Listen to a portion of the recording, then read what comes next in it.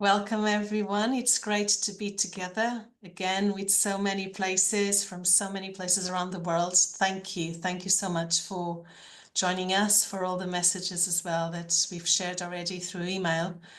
And I'd like to wish you a blessed new year in the midst of all the challenges, expectations we are facing in this Jubilee year, the year of hope. We are all pilgrims of hope. And hope, it's not the certainty that everything is going to be all right. It's the certainty that through it all, God will give us the grace and the strength to continue loving and to continue sharing the love we have with others. Sometimes things go well, sometimes they don't. And I think we all carry as well the wish of peace for this year, and that's our desire. So this is the second module of the heart and soul of leadership. And I was looking at the flyer, and last time we looked at responding to the call. We had the discerning leadership team with us, and we have them again with us this module. So last time we looked at taking up the role of leadership with its social emotional transition, all that it entails to take up a new responsibility, to take up the challenges of a new reality, to let go of what we were doing and the people we were with, and taking up a new culture, a new reality, a new task. And also looking at our organizations from a theological frame that also has helped us. If anyone wasn't in that formation and would like to receive the videos and the material, please do send me an email and we can make that available. And today, we are looking in this second module to teamwork. Leadership, it's not a work of lonely people. It's not called to be, even though it entails loneliness, but more and more we are called to a synodal approach, and also in our congregations, leadership it's taking as a council. Provincial councils, general councils, there's commissions, there's so many places where we are called to work with others. So we'd like to focus on that today. And today and the next 3 days, we'll be focusing on forming and developing a team, awareness of self and others, and also looking into conflict transformation. But I will not disclose any more because David, with the others, will share with us what that means. I'd like to start with a time of prayer. And as I was thinking what to do, many things came to mind. And one of them was this tale. It's a tale for children, but we know that sometimes these stories for children are meant for adults to look at them. And also the latest encyclical of the Pope came to mind. The Alexit Nos, God loved us and loves us. So I'm going to share with you my screen.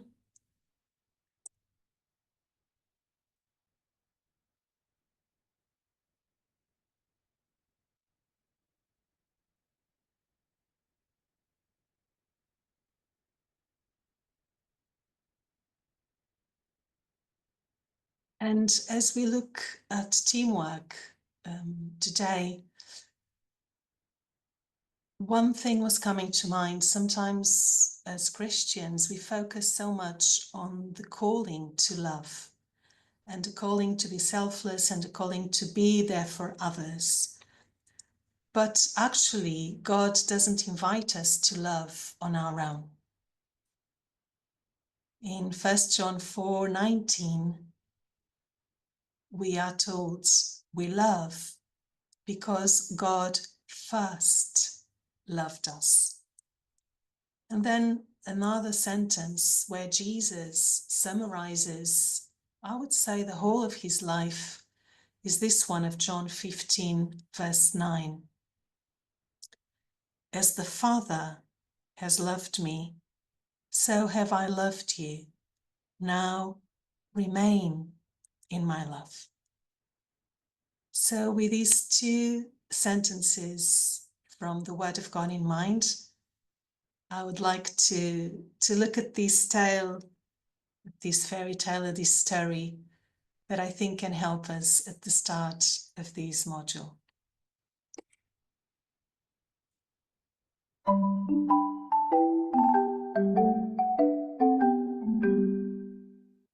Once upon a time, the wind and the sun argued over who was stronger.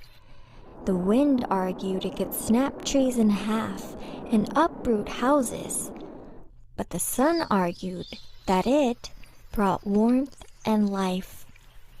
The wind scoffed, "See that traveler? Whoever makes him remove his cloak wins." The wind roared down icy blasts, determined to blow the traveler's cloak away. But the harder and the colder the wind blew, the tighter the man clung to his garment. The sun stepped out smiling and started shining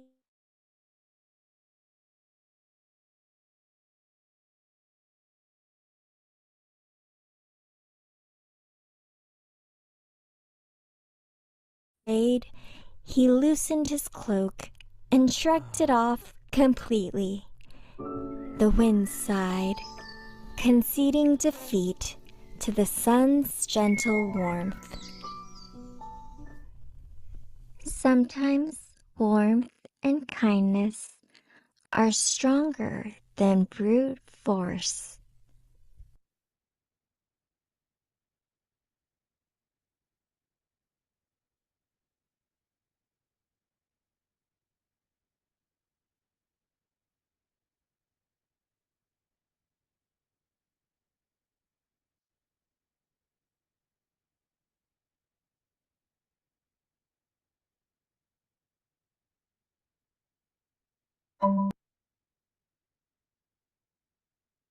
So with this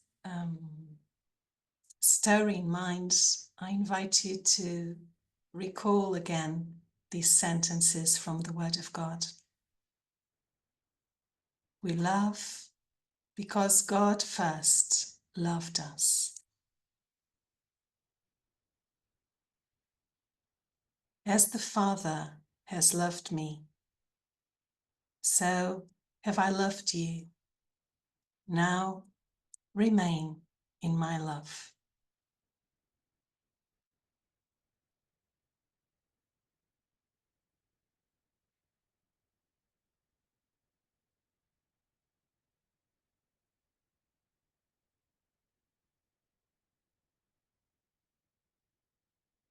God's love is always the source and foundation of all human love, of our love. Our capacity to love others flows from the love we have received from God and also from others, and not only from our decisions.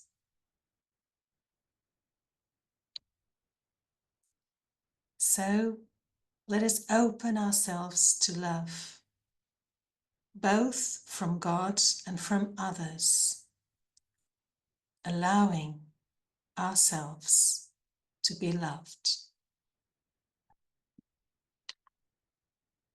And then respond to the love of Christ's heart by loving our brothers and sisters, so that we can make manifest the love of Jesus.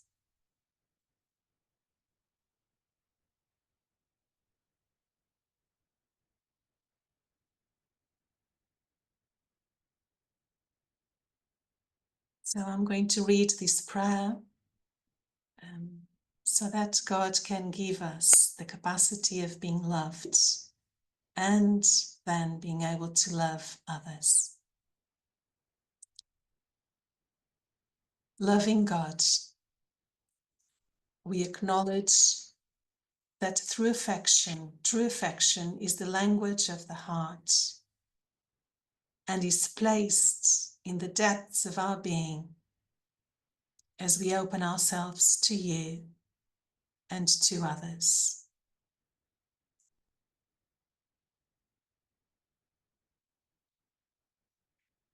Help us to silence the noises and the distractions that keep us from truly hearing the gentle whisper of your love.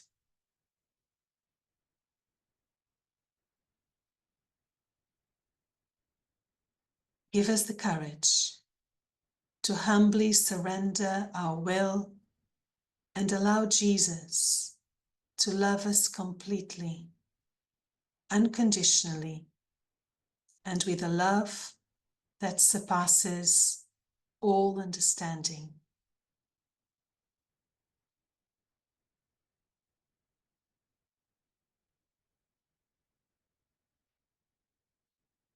May we then learn to reflect your love in our lives.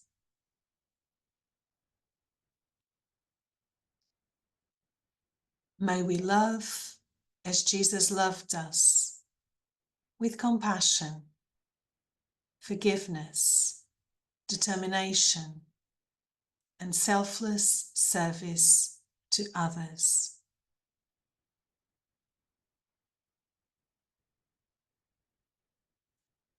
May our hearts overflow with love for our families, our communities, our friends, and those who cross our path.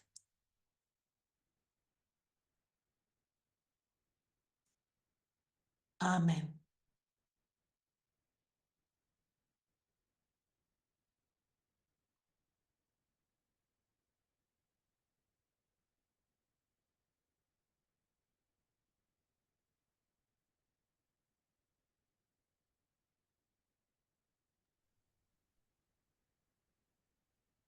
So as the Pope has invited us to look at the heart and to allow ourselves to be loved first and foremost as the only way to become truly human, and then to love others because that's our identity, to love, to be loved.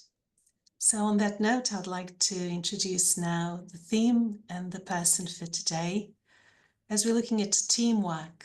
And it's a lot about being loved and loving, and sometimes we don't know how. And that's why we need as well skills and knowledge and wisdom that can help us to do so. So I'd like to introduce you David. Father David, he's a Jesuit priest. He's been with us before. So I'm going to be brief in my introduction. It's very difficult, David, to introduce you. Thank you. You have many things. You've done a doctorate focusing on education. You have a lot of experience forming and supervising Ignatian directors. Also, you've offered retreats and leadership development programs, facilitation, consultation, many other things. You have a lot of experience. Your last beautiful experience, I suppose, was to be at the Synod, at both of the assemblies of the Synod, as you shared with us. It's been a very human, humbling, and beautiful experience. We are all human beings. That's what I heard you saying, and that's beautiful to see that with who we are and what we have, God works marvels. And what I'd like to say on a personal note, it's that I think David brings his knowledge, his theology, his spirituality with a warmth and a reality and a true experience that tries to pass through his own life. That's how I perceive you, David. So thank you so much for being with us, and over to you. Well, thanks so much. I'm very grateful to you, your gentle and patient way of warmly welcoming us and praying for us.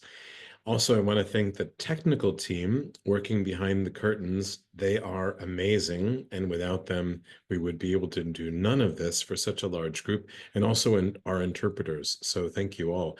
It's a joy to be back with you.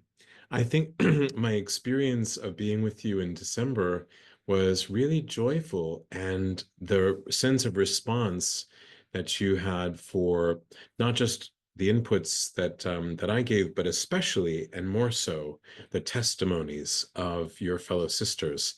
And today we're very lucky to have Sister Miriam Altoffen with us, one of our participants and a wonderful, wonderful leader of her own congregation. So we have a lot to look forward to. Paula, I just want to ask one technical thing. Did you want to offer the poll before I begin and get that out of the way, or would you want to wait? I think we can wait a little bit because people are still arriving. So once you Okay, finish before Miriam, I think will be the best. okay, very Thank good. you very much. So, friends, I'm going to share my slides and we'll speak as slowly and clearly as I can. If you have any challenges along the way with understanding, please don't hesitate to give us a signal and let me know. And I'll be speaking now for probably about 25 minutes. So just to give you a sense of preview.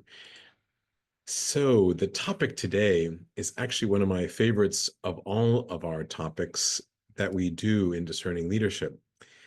Most of us work on this particular question of teams and groups, but we do so without especially taking stock of our experience and or of doing it with a kind of, in a sense, second level awareness we take for granted because we live and operate in groups and teams all the time that somehow we know what will bring forth the best level of community and performance for the mission.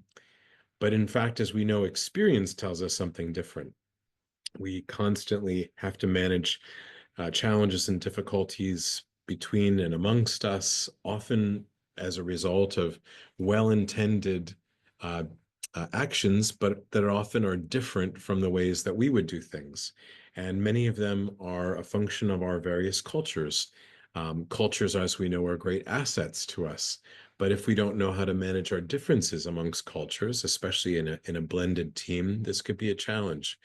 We know also that often we vary in our experiences, we vary in our levels of maturity, we vary in the ways in which we think about issues of authority, the way that we tend to manage money. And often there are assumptions that come into play. So the question of how we as leaders create conditions for the very best in terms of the quality of community life and also the level of performance by our teams for the missions that we serve. This is critical for our attention.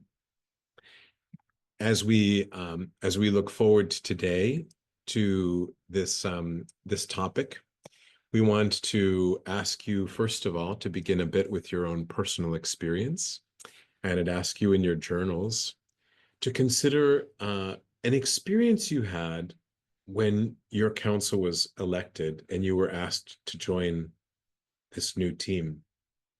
And it may not only be your council, maybe it's to be part of any group or team. And I'll ask you over the next 3 minutes to simply recall what were the feelings that you experienced at the beginning of that experience? Were there particular images or words, or in fact, even an episode or an event that comes to mind that for you remains a kind of strong memory from that early experience, especially of the dynamics of your group or team? And how has that image evolved over time? What's changed? And what hopes or desires do you have for your current team today? Okay. So I'm going to set a timer and give us 3 minutes, but I'd ask you to do this personal reflection in preparation for the work that will follow.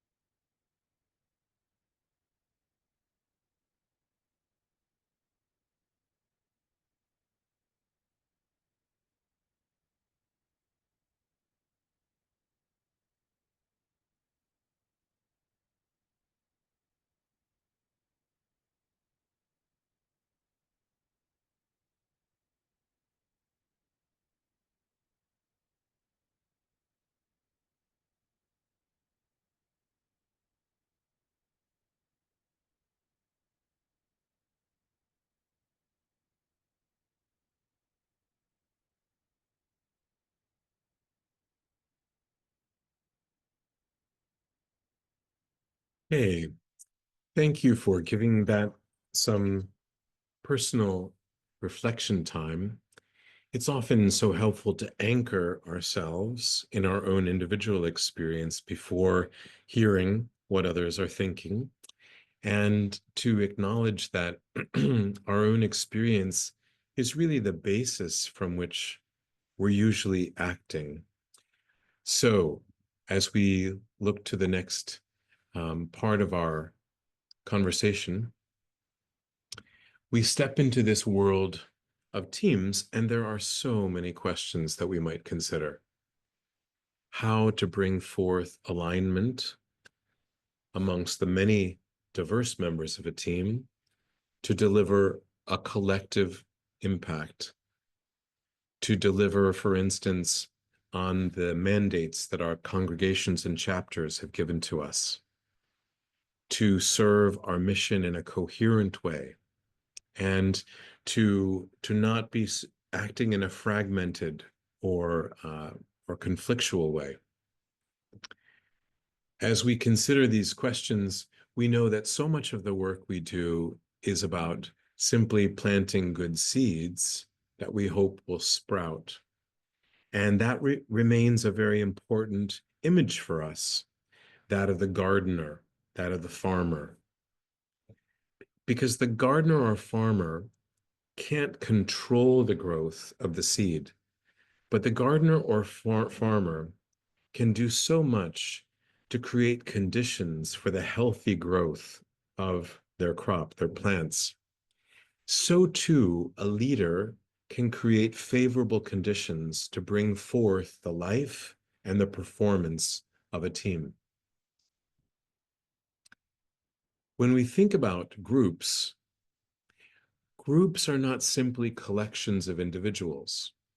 As soon as a group begins to form, it takes on a whole life of its own. It becomes a living system. So more than a collection of individuals, and as we know, groups have a profound impact on our own experience. So for instance, when we enter into a new community, we immediately begin to experience the culture, the expectations, the weight, and sometimes the advantages of the prior history of that community. We also become in touch with the collective hopes and vision for the future of a community. All of these are like the soil in which we're planted when we enter into a new group. When we talk about group dynamics, there's many dynamics that we see, obviously. For instance, if your team is functioning in a very close and very trusting manner, the quality and depth of the conversation is very substantive. People can speak honestly and without hesitation, even about hard things. And when we see those dynamics, it's quite obvious that they lead to good performance. Sometimes there are things going below the surface, tensions between us, competition, territoriality, questions of envy, questions of whether or not we have animosities that have formed because of ways that we've experienced treatment or interactions with one another. And these dynamics, which are usually kept below the surface, especially in religious life, can have a very destructive impact on our community life. When we, for instance, come into a community that is very much divided because of various issues of identity, perhaps we've come from different regions within our own country, and they have very different cultures, very different values, or they've had history of conflict. These things underneath the surface can lead to challenges that we have to face as leaders and manage very carefully in order not simply to control situations, but again, coming back to the gardening image, to bring forth life as God wants to bring forth more life from us and for us.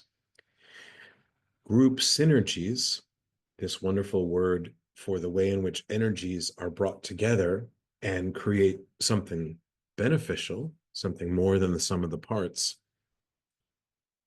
require special attention. And group dysfunctions often lead to a dynamic that actually reduces the overall performance of the team to even less than the weakest member of the group. So important to understand these things, as I'm sure you can understand. I'd like you to, in the chat, write a few points, not long sentences, about what you believe makes a group into a team. What makes a group into a team? And if you'd type these things in the chat, and we'll give a moment or two for you to offer a couple of perspectives there. Yes, definitely. Good communication, trust, common goals, good listening, trust. Trust has already appeared so many times. It is so essential.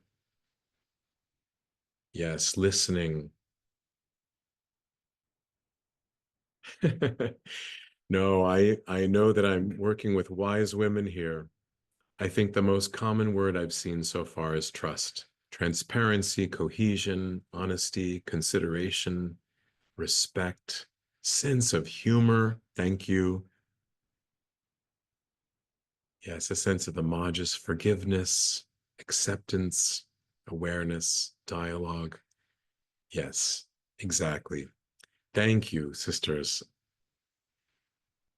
And let's hold on to that word that is appearing most often, confiance, trust, this sense of really having a faith in one another. Okay, thank you. When we look at the difference between simply a group of people and a team, these issues of a common goal, interdependence, a kind of coordinated work amongst diverse members with different skill sets for a common goal, all of these things are essential for good teamwork.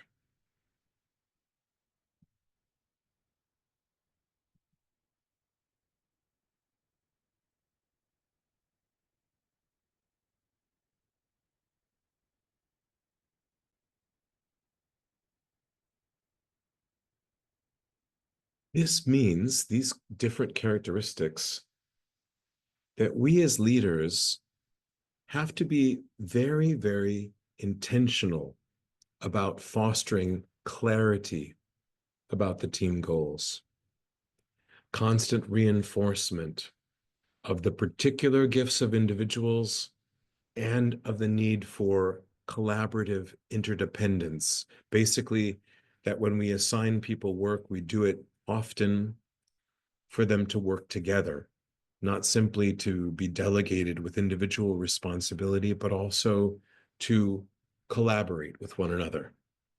In order to do that, we know that trust, communications, and also the constant back and forth with the superior and with the members so that we can maintain clarity about objectives and expectations.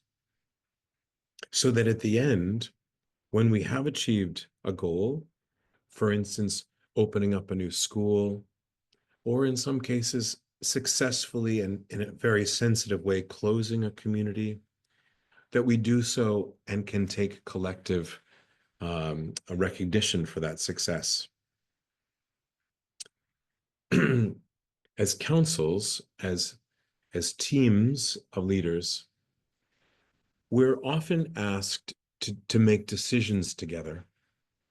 This requires us to not only be proficient in understanding the real issues at hand and having a good process and being able to take a decision and execute the decision.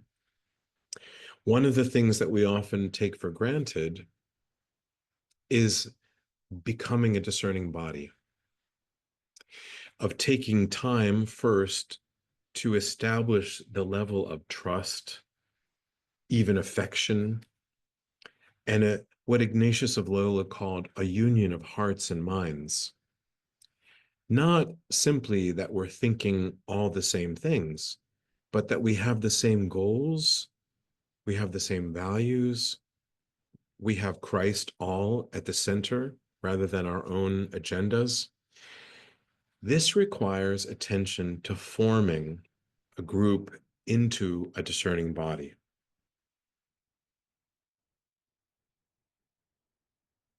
That means we are often at work harmonizing spiritualities, experiences, cultures, styles of communication, which we know can vary by personality, for those of us who are more introverted or extroverted, more expressive or more reserved. It could be a matter of languages, which we know is a very basic but important reality. When we don't have a common language, this can be a challenge. Sometimes we're speaking the same language and we don't understand each other because we have different meanings. Our histories often need to be harmonized, our travel schedules and remote work. This is a reality that those of you face who are deployed out to geographic regions on visitation. You're out of the curias or of your home headquarters, and that requires attention to how you're managing your communications, both online and in person, and really balancing the tensions between being present where you are geographically and being present also to the team. Perspectives, personalities, conflict styles, and also how we make transitions. So just a few of the areas that we need to be attending to as leaders. One theory that we want to share with you, which is incredibly important, is this model of group development that was developed actually many, many years ago and remains very consistent in its value. Tuckman's model of group development begins with formation. We asked you the question, what was it like to begin your experience as a new council or team? In the formation process, we're coming together, but we're also trying to get to know one another. We're often putting on our best face so that people have a good impression of us. We're often testing out our relationships with one another. We're often a little bit shy about opening up too much. Yeah. So as we're exploring this question of gathering and forming us at the beginning of a group, we tend to be, let's say, a bit diplomatic in our behaviors. We don't show all of our cards. We may not share all of our eccentricities. We're basically watching to see, do we belong to this group? Will we find a home here? And it requires a bit of trust to enter into the group more deeply. The challenge is if a group remains in this diplomatic, conflict averse, playing nice kind of stance with one another for a long period of time, the group will not have the level of conversation that's necessary in order to reach a higher level of performance. The next stage of group formation is one that many of us have encountered more often than we often would like. This is called storming. This is when a group begins to not only appear, in a sense, all diplomatic and nice and acceptable, but begins to express its differences, where people begin to compete with one another, where people might share differences of opinion in ways that are hard, where some of the dynamics between individuals and in the group as a whole become a little bit less clear because we become, in a sense, distracted by interpersonal tensions and can lose sight of the overall mission. The storming phase is natural, it's necessary. And this is something I'd like to really underline. If a group is going to mature in its life on the trajectory of becoming more intimate, more trusting, and also higher performance in its delivery of the mission, this is a necessary phase. Just as a cell, a living cell, has to split many times before it can form a more complex organ, so too, groups of individuals need to differentiate themselves in order to bring forth greater value, their gifts, their particular strengths, in order to have them harmonized at a higher level of performance. When storming takes place, it's necessary to go through a process then of figuring out new ground rules, new agreements, new contracts amongst members. This is not a formal process often, but it's often resolved when we move through a period of conflict and reestablish a sense of what our common priorities are. It happens when we decide that we have hit a wall in a decision-making process, and we discover that we need to step back and develop some careful guiding parameters for how we will interact in that process. This is not always about rules and regulations or in a sense, new agreements, but it is certainly about a process of resolving those tensions so that now the group has a deeper level of trust and intimacy, and also has a clearer level of honesty and capacity for healthy, honest conversation about hard things. When we have normed, we then can perform at a higher level. And you've perhaps experienced this when a group has gone through a phase like this, and on the other end, it's able to have faster decision-making processes, and people have greater trust in one another because they've clarified things that were ambiguous. They have greater capacity to work collaboratively in creative ways, and not only to follow guidelines by the book, but to innovate and to do things in a new way. And finally, at the end of a process, groups often come to conclusion. Councils finish their assignment, their mission, and are returned to new roles back in their geographic regions.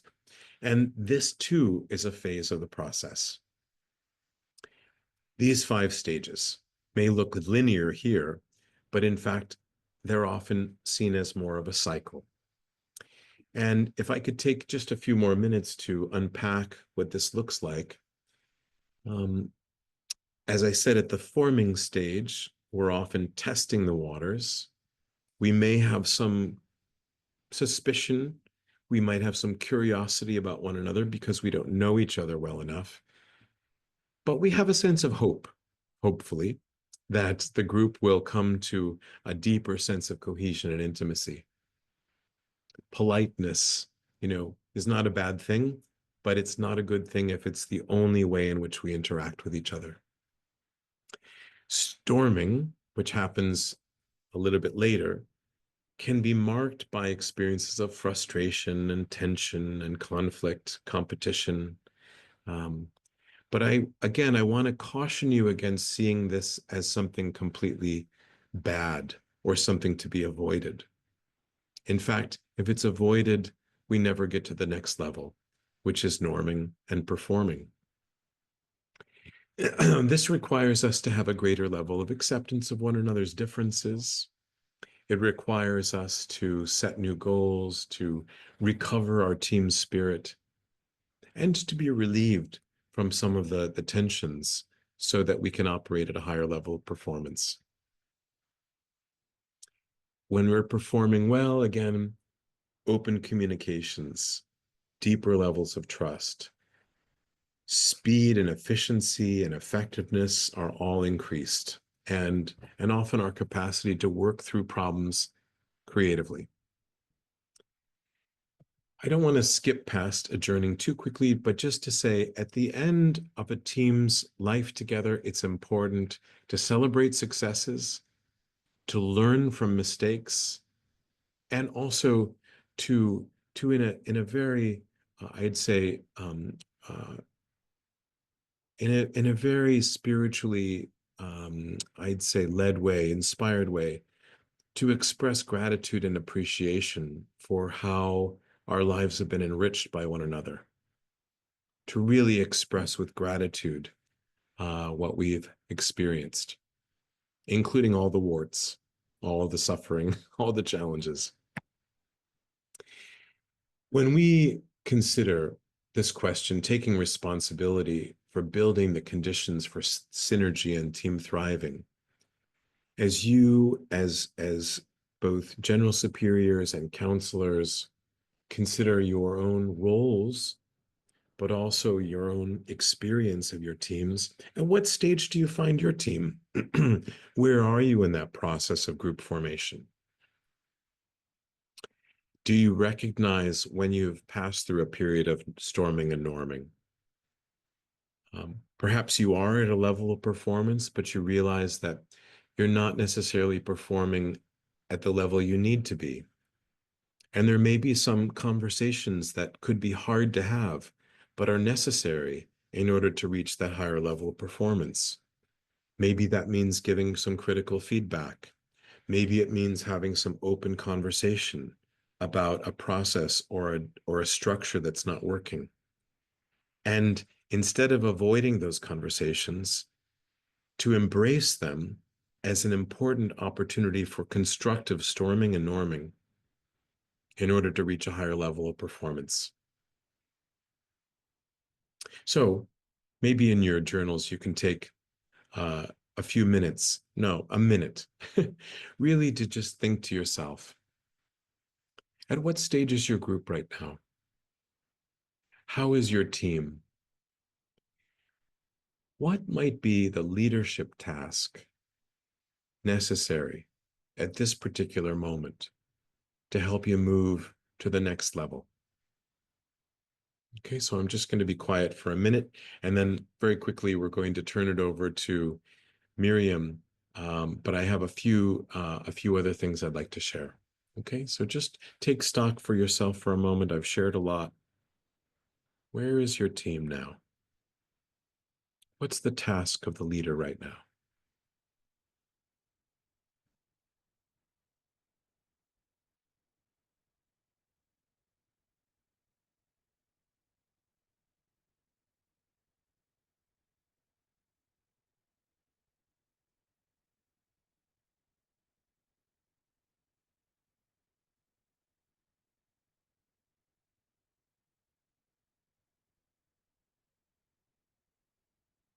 And we'll be sharing a worksheet that is translated with all the details for this particular set of questions that can be very helpful to you. Paula is sharing them with you now, and I invite you to click on those, open them up, and download them for yourselves for future reference.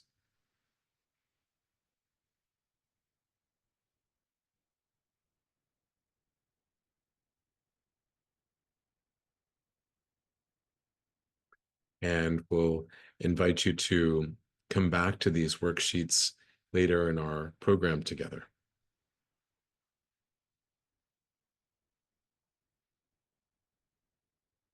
Okay, so this this is going to be very quick, but I'm just going to go through some of those leaders' tasks at this moment. In the forming stage, the leader needs to pay attention to facilitating the way in which the group comes to know each other, taking time for people to tell their vocation stories, taking time for people to have common experiences together,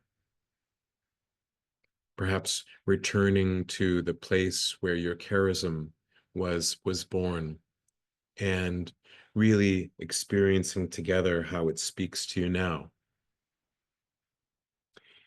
The building of trust takes time, but we often have the expression in various languages, you don't get a second chance to make a first impression.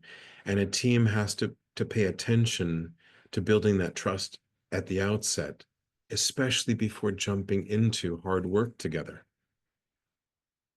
Setting boundaries, initial norming, giving ground rules for how we want to operate as a team, what will be the values that will guide us, establishing expectations, and really staying clear about our purpose, which has to determine then the roles we take on and the tasks that we conduct. During storming, it's important for a leader to maintain a non-reactive attitude. We take it in stride that all groups and teams will have tensions, and that inside that tension is an opportunity for growth, for learning. So to maintain a positive attitude, modeling the behaviors, giving people a sense of, okay, I see us going through this. Let's take this conflict we're going through and work with it honestly and openly. Let's do so with clarity about the boundaries that we're setting so that there's safety to do the work of interpersonal communications, avoiding pushing it away, avoiding denial, working to interpret differences, but not as personal issues and not as something negative, but always keeping in mind that diversity is a grace and a gift to us given by God. And how do we have the eyes and help others have the eyes to see that? Engaging people in direct communications is critical, and often it's not part of our native cultures. By going around the bush, sometimes we can preserve a person's dignity and help them save face, but we don't resolve the issue. So again, there's different ways of approaching these things, culture by culture, but some kind of direct communication is often an advantage. Mediating and harmonizing conflicts when necessary, bringing in facilitation if required, and facilitating the group's new norms. During the norming process, creating opportunities that each person has a voice in the work of establishing new ways of proceeding. Continuing to build healthy relationships, encouraging table fellowship, encouraging people to recreation together, encouraging retreats that help people to have again, that connection to the charism, even as we are working through these hard issues, not spiritualizing, but calling upon spiritual supports for the real work we have to do. Calling for accountability by individuals and in the group as a whole. And really helping to clarify what are some of the unspoken assumptions and rules, and clarifying rules and procedures. When things are going well, this is a time to step back and to allow people to do their work. Highly competent people doing work at which they're well qualified. A superior should not be overly micromanaging at all during this time. In fact, that would undermine the morale of people.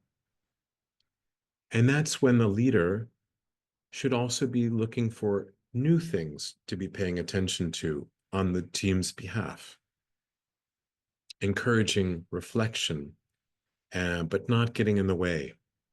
And then finally, in adjournment, and in the adjourning process of thanking people, setting the stage for departures, it's important to acknowledge anticipatory grief.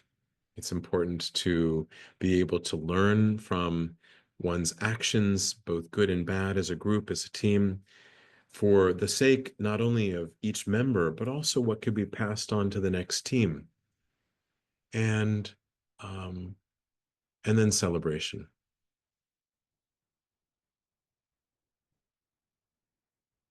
So